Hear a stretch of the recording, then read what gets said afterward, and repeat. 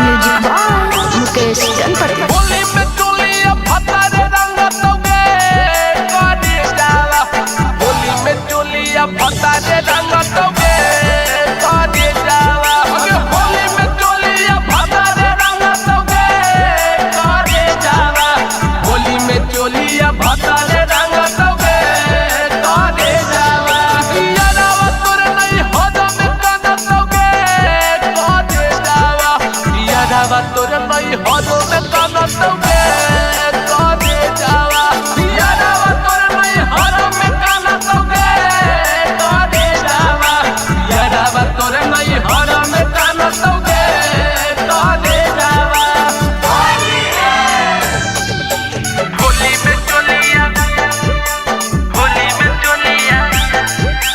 फतारे रंग तोगे काटी जाला। काटी जाला। फतारे रंग तोगे काटी जाला। अबे जैसन कोई हीरा में जी जाना तोगे काटी जाला। जैसन कोई हीरा में जी जाना तोगे काटी जाला। यारावा तोर नहीं हरा में काना तोगे काटी जाला। यारावा तोर नहीं हरा में काना तोगे काटी जाला। ओजवाला का रंगावा चोली में ताना तोगे काटी जाला। लाला का रंगावा चोली में ताना तोगे काटी जाला। लाला का रंगावा चोली में ताना तोगे काटी जाला। लाला का रंगावा चोली में ताना तोगे काटी जाला। होली में चोलिया फतारे रंग तोगे काटी जाला। काटी जाला।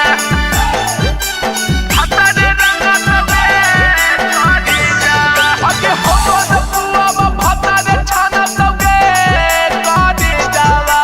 हमर पुआवा फतारे छाना तोगे काटी जाला। अगे यारावा तोर नहीं हरा में काना तोगे काटी जाला।